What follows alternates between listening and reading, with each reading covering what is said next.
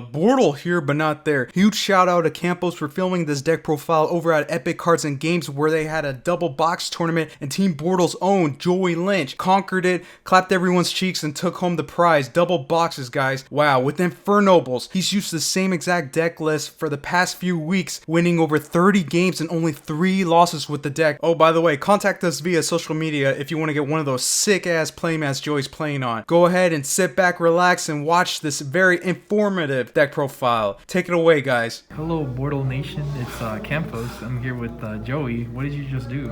I just won a local.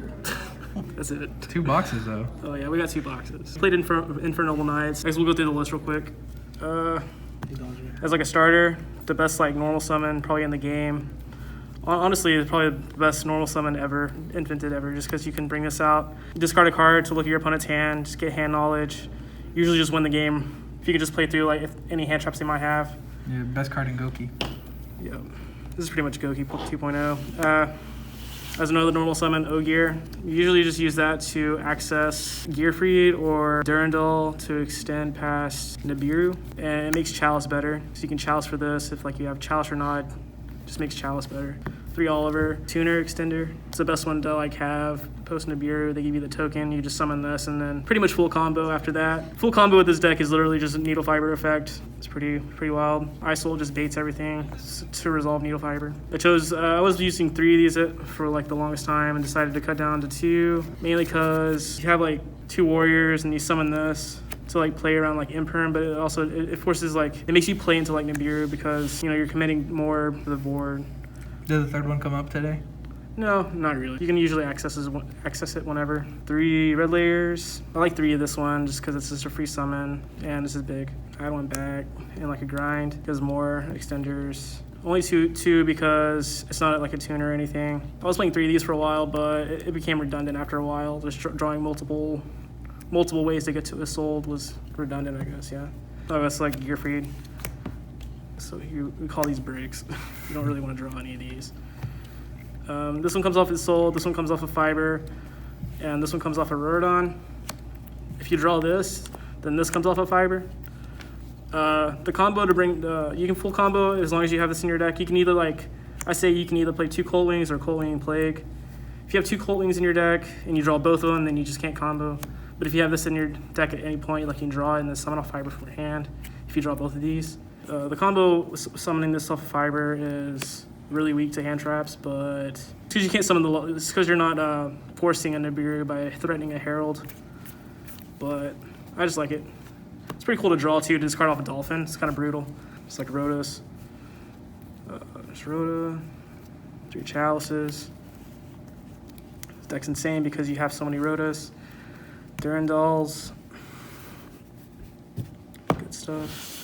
Safest ratio, in my opinion. Might not be correct or whatever, but I like the 3 DDRs. It's not once per turn. It's mainly why.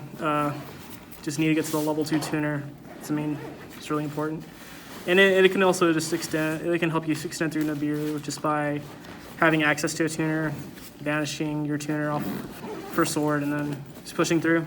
And then as the other 2, you add these off power tool, right? Just 2 living fossil. This is once per turn. It's cool to have 2.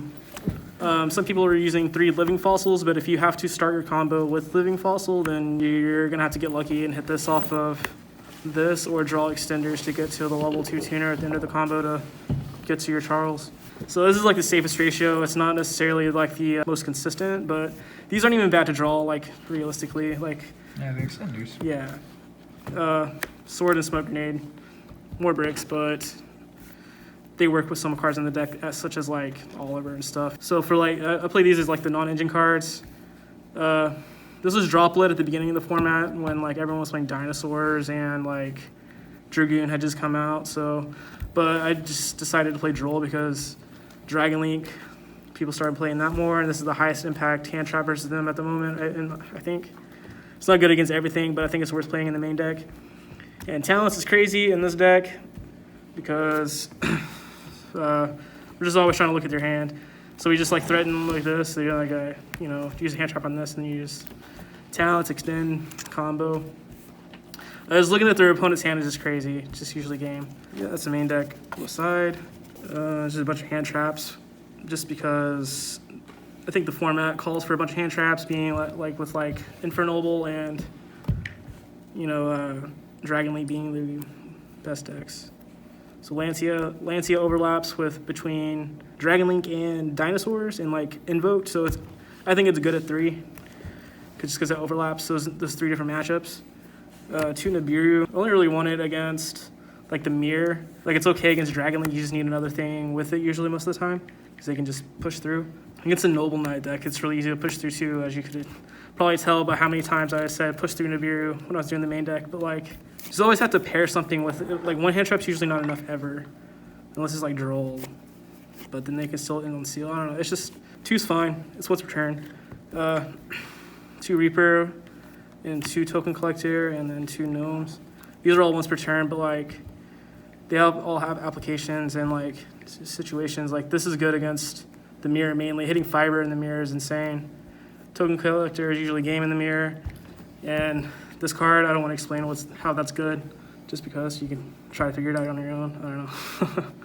But this is also good against Dragon Link. And you can use this against Dragon Link too, but you just got to figure out what to hit. And for like back rows, that's it.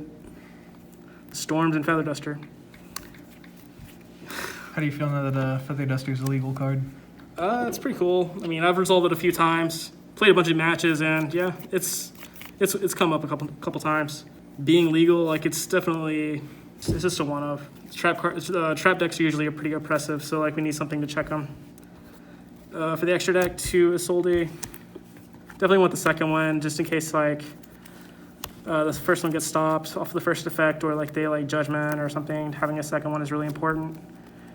The win condition, Needle Viber, Link Cross,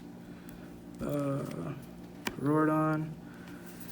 Something that most people don't do. They usually play like some more synchros, but I like this just because this package just ends games. Like this comes up every single match for me, and I win so many games because I just play these 2 cards. I'll show the synchros, like Formula, Marcher, Tatsunoko, Herald, Roland, Power Tool, Savage, and Charles.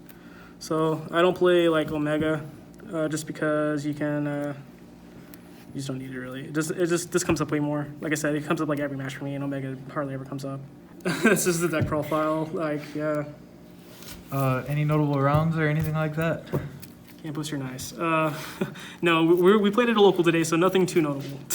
Oh god, yes, Campos, you are nice. And viewers, if you're not a part of BORTLE Nation, sub for BORTLE. It's that easy and it's free. BORTLE out.